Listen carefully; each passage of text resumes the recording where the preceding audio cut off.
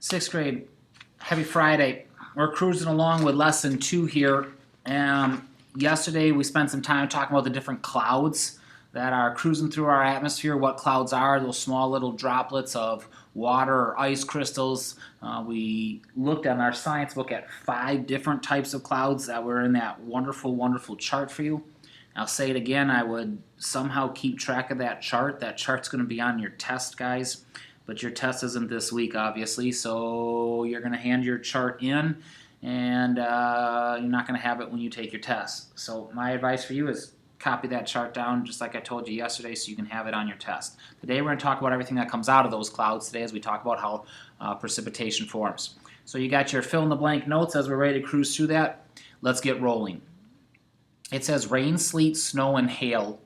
Chances are the area where you live in gets at least one of these forms of precipitation. The good news is, guys, the area you live in gets all 4 of those forms of precipitation. So as I'm looking at my notes, guys, there are 4 types of precipitation. Rain, sleet, we missed snow, to fill in your blanks with that.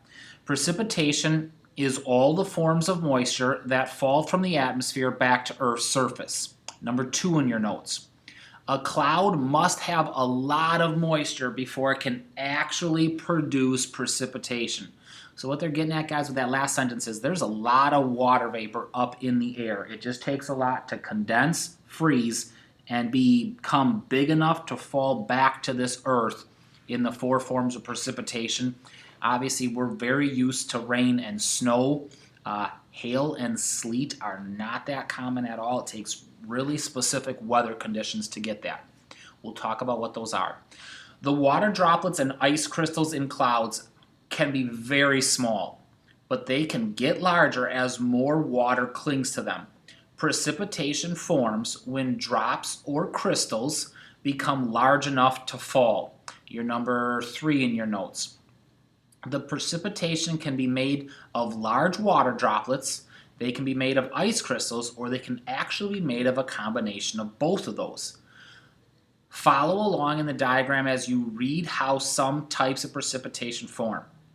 Okay, so guys, I'm going to read through the paragraphs and then I'll slide to the other page for you and I'll show you this just in chart form how we get those things. We'll start with how we get rain.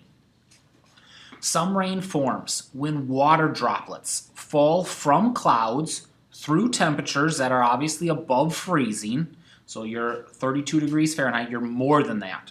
In other words, I'm a water in the cloud, I fall to earth as water. That's number 4 as your notes in your notes as we stay above freezing. However, that's not how it most of the time works, guys. That's probably, if you're like me, that's what you thought. Well, how does it rain? Water's up in the cloud, water falls to earth, it's raining on me. Reality says this: most rain forms from ice crystals.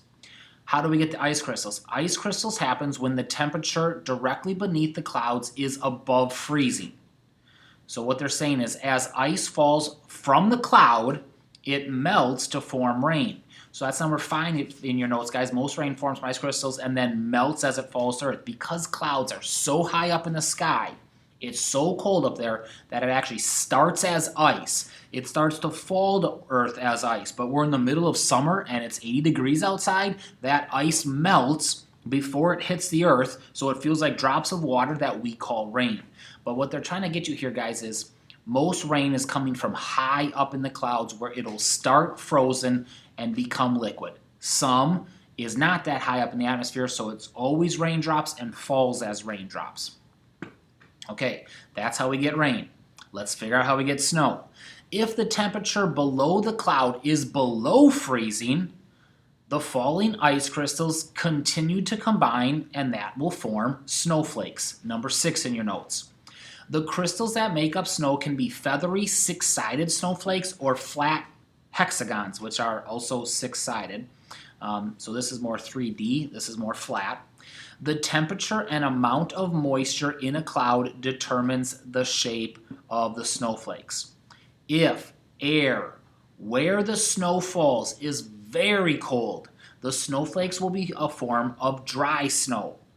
So that's number 7 in your notes. Now I gave you a helpful hint to how we remember what we call dry snow, guys. Dry is that light, fluffy stuff. So it blows around easily on the road. We'll have big drifts with that stuff. I can't make a snowball. I can't make a snowman. It's too light and powdery. The good news is it's easier to shovel. The bad news is if I throw it into the air, it blows away, right? And that can blow in my face kind of thing. So that's dry. That happens usually when it's really cold. If it's a little bit warmer, guys, whether it's warmer air and it's right near freezing, like 30 degrees will give you wet snow, or if the ground is warm and so it's kind of melting as it hits. That gives us number 8. If the temperature or the ground is warmer, this will produce wet snow. Number 1, wet snow, because it has water in it, makes it very heavy. It makes it easy to pack. So I don't know, I always say the bad news is it's heavy. In other words, if I'm shoveling it, it's heavy. I don't like shoveling it. Hurts my arms. But it's easy to pack. So we can have a snowball fight. We can make snowmen. We can pack it down on the hills as we go down sledding, and we start to go faster and faster because we got to pack down nice and tight. So lots of that is to do with the temperature, guys. Super cold, it's going to be a little bit lighter. Closer to the freezing point, closer to 32 degrees Fahrenheit, it's going to be wet, heavier. Lots of times wet and heavier snow will stack up more. Get some big snowstorms where we get a lot of snow, guys, is usually this stuff because there's a lot of moisture in the air. The warmer the temperatures, the more moisture it can hold. So we can actually get too cold for it to snow because it's so cold. It can't hold moisture to make snow. All right, that's rain and snow, the common ones. Now we'll talk about the not so common ones. Sleet forms when rain falls through a layer of freezing air that is large enough to freeze the rain. Okay, so you got number 9 in your notes. So I come out of the cloud, I'm water. I go through a layer of air that's really cold. It freezes those little raindrops and turns them into little ice cubes. So it says as water drops pass through this cold air, they freeze. And so they reach the ground as small little particles of ice that are about the size of a small raindrop, guys. Those things are the things that sting my face. So this does not happen very often because it needs to be 3 degrees outside, but it needs to be above the 33 degrees that I'm standing in, 20 degrees above it. But then it has to also be warmer above that, so it actually comes out of the cloud as rain. Because if it came out of the cloud as an ice crystal, guys, it would be snow. It starts as rain, it freezes, it pelts me in the face as sleet, and then usually it's melting on the ground. So it's a very uncommon weather condition where you have warmer air, then a layer of really cold air so it can freeze it, and then slightly warmer air where it hits me as ice, but then it's going to melt underneath that and not change to snow. Okay, so that's sleet, not too often. You need temperatures just perfect. Glaze is pretty close to it. Glaze we call freezing rain. This occurs when raindrops pass through cold air, but it's not cold enough to freeze it. But the raindrops hit the ground and the ground is freezing. So this happens very rarely too, guys, but it's really scary. So I'm up in the cloud, I come out as rain. I stay as rain. The air above, or I should say the air underneath the cloud, but above where I'm standing on the earth, is above freezing. But I'm standing on something that's about 30 degrees. So when it hits the ground, guys, the ground is below freezing and it starts to freeze. This obviously is very scary for us. This is car crashes because it's coming as rain, but it's freezing on the road. So we get what we sometimes call freezing rain, or we call it black ice. It freezes on the road and it gets really scary. The other thing that's scary about freezing rain, guys, is lots of times it'll not just be on the road, it'll be everywhere. So it falls on a tree and it's freezing on the tree. That makes the tree branches really heavy and tree branches will break off. Worse than that, it freezes on the power lines and the power lines freeze. Now the power lines become really heavy and those can pull down power poles, or these branches fall and you have down power lines and then your electricity goes out and you got live wires snapping on the road. So freezing rain and sleet, thank goodness it doesn't happen very often, guys, because they are very, very scary weather conditions. Okay? Make sure you know the 2 names for that. That we call it freezing rain, and then how it happens. Last one here is hail. Hail is precipitation that occurs in the form of hard, round particles of ice. Number 11 in your notes. This precipitation usually forms in warm summer months. Number 12, you know, is that you're like, ice in the summer doesn't make any sense. Well, let's understand how it works. Hail forms inside huge cumulonimbus clouds when the wind tosses the ice up and down inside that cloud. As it goes up, guys, remember, it's freezing in cloud. So I'm going up through this cloud. I'm collecting more and more moisture. Then it starts to get heavy, and if the updrafts are big enough, they're going to push that air back up. It's going to keep going around in a circle, getting that ice bigger and bigger and bigger, and freezing more and more on it. The hailstone continues to grow this way until it becomes too heavy to remain in the cloud, and then it falls to the ground. These hailstones can sometimes be as large as baseball, guys. Those things are obviously very, very scary. We usually don't have anything like that. Lots of times we'll talk about the size of a golf ball. Sometimes there'll be little pea-sized hail, but hail can do super damage to your roof. It can dent your car. It can shatter windows. But guys, it normally happens in the middle of summer. So it gets hailed on, and then that hail instantly melts because it's 70 degrees outside. So don't ever think you have hail in the winter, guys. Usually it has to be way warmer than that to have enough moisture and updraft. Okay, now I'll show you this. I'll show you this on picture form. So it looks like this. We're up here in the clouds, and I have these ice crystals. So normally they're not water droplets way up there. Normally they're ice crystals. So I got this ice. The ice is going to start to fall. As we start to fall, it's still freezing outside. So the ice crystal stays frozen, and it combines with other ice crystals, and it forms snowflakes. Okay, as we fall, those snowflakes, depending on ground temperature. So here the ground temperature is really cold. It would be this dry snow, light, feathery, flat.